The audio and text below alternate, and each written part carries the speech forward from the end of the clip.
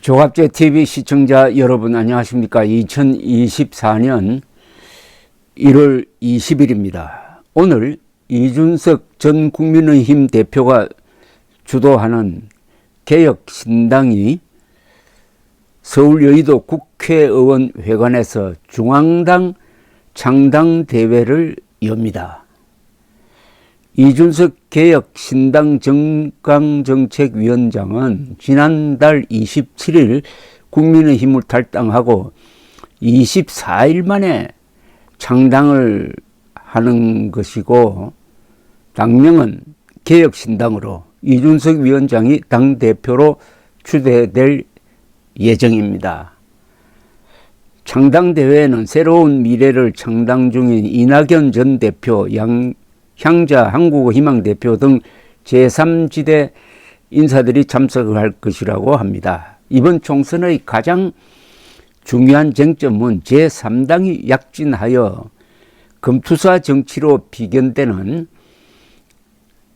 고질적 양당 격돌 구조를 혁파할 것인가 하는 것인데, 이준석이 이끄는 젊은 개혁신당이 먼저 길을 연 셈이 되었습니다. 아주 빠르게 창당 작업을 진행했습니다. 온라인 당원 모집을 통해서 며칠 만에 창당 요건을 만들어냈습니다. 한국 정치사상 보기 드문 지금 실험이 진행되고 있습니다.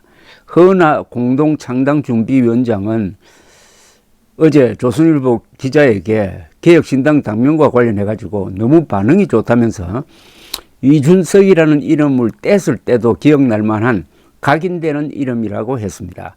그는 당을 잘 이끌어가면서 지지율을 많이 높일 수 있는 당대표 적임자로 이준석 전 대표가 압도적으로 거론되고 있다고 했고, 천하람 공동창당준비위원장도 이준석 신당이라고 불러도 어색하지 않는데 본인이 뒤에 빠져 있는 건 좀 어색하다. 그래서 직접 대표를 맡아가지고 당을 지휘하는 것이 책임 정치라고 했습니다.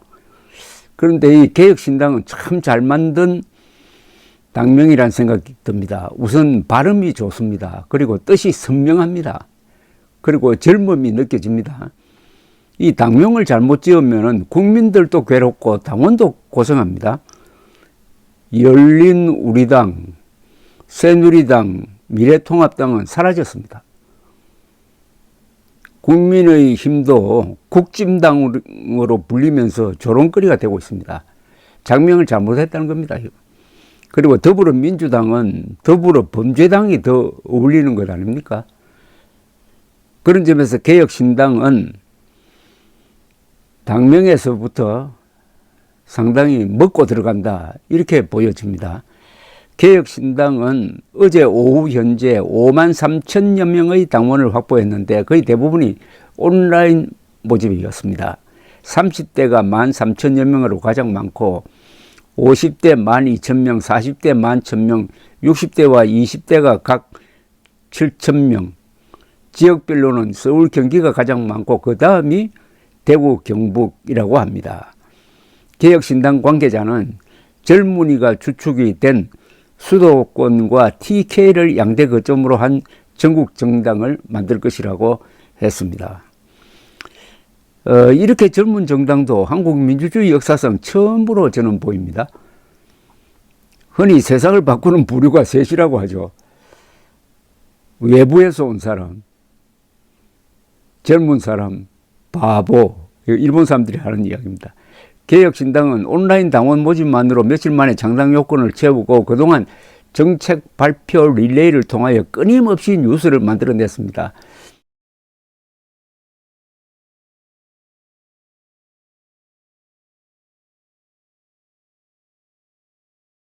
이틀 전에는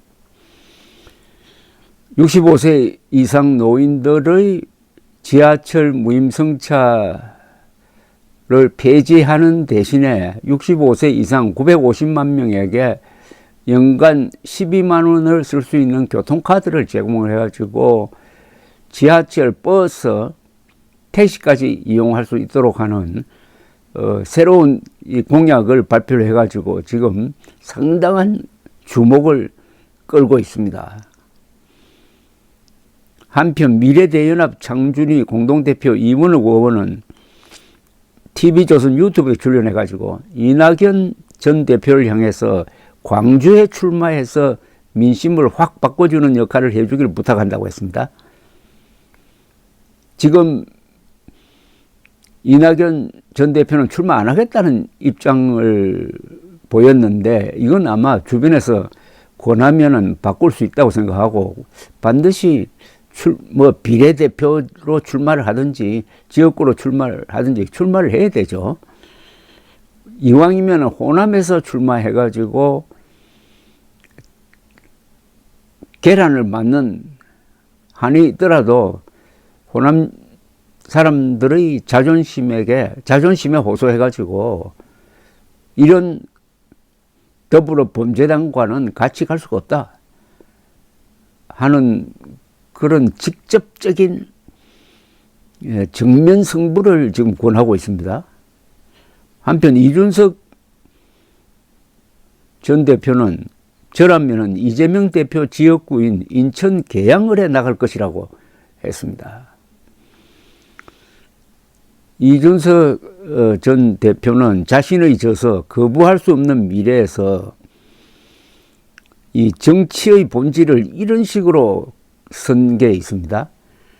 민주주의는 복잡한 절차와 상호 견제의 시스템을 통해 집단적인 의사결정에 권위를 부여하는 제도이다.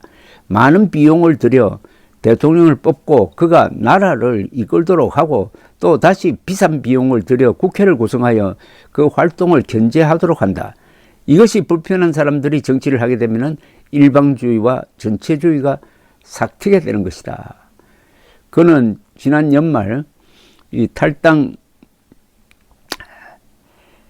기자회견에서 이런 호소를 했습니다. 이제 시민 여러분께서 상대를 쓰러뜨리기 위한 검투사의 검수를 즐기려 콜로세움으로 가는 발길을 멈춰주십시오. 누군가가 또다시 콜로세움에서 상대를 빌런으로 만드는 정치를 하고자 한다면 저는 100번 고쳐 죽는 한이 있어도 그 사람의 멱살을 잡고 아고라는 광장입니다. 아고라로 들어와 다시 미래를 이야기하도록 강제하겠습니다. 그러면서 무책임한 현재의 위정자들과 다르게 저는 제가 지금 하는 주장과 선택에 대해서 30년 뒤에도 살아서 평가를 받을 확률이 높습니다. 누가 내는 대안과 제안이 더 진실하고 절박하겠습니까? 프랑스의 마크롱이 표 떨어질 각오로 연금개혁에 몸을 던진 이유는 무엇입니까?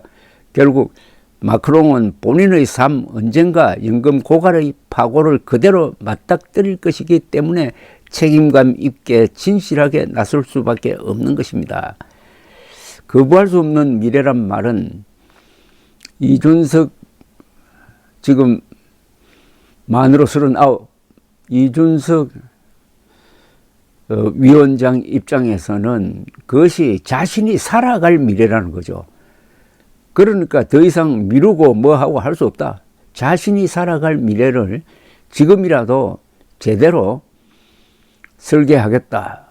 그래서 욕을 먹더라도 개혁할 건 개혁하도록 하겠다. 욕 먹는 걸 당당하게 하겠다. 이런 이야기도 하고 있고 이 제3지대에서 단일 정당이 나올지는 좀 지켜봐야 되겠는데 저는 어떤 노선에 정책에 맞춰서 사람을 모으는 것도 중요하지만은 보다 인간 됨됨이가 정상적인 사람, 대화가 통하는 사람, 민주적 의사결정이 가능한 사람들끼리 우선 뭉치는 거 이렇게 하는 게 사람 중심이 맞는 게 아닌가 하는 그런 생각도 듭니다.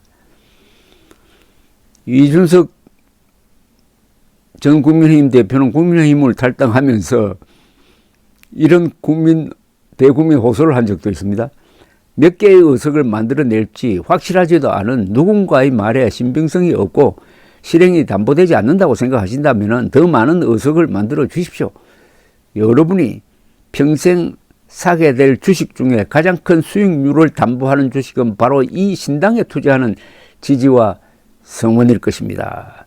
여러분의 자녀와 손자, 손녀에게 미래지향적인 대한민국을 상속세 없는 유산으로 남겨주십시오.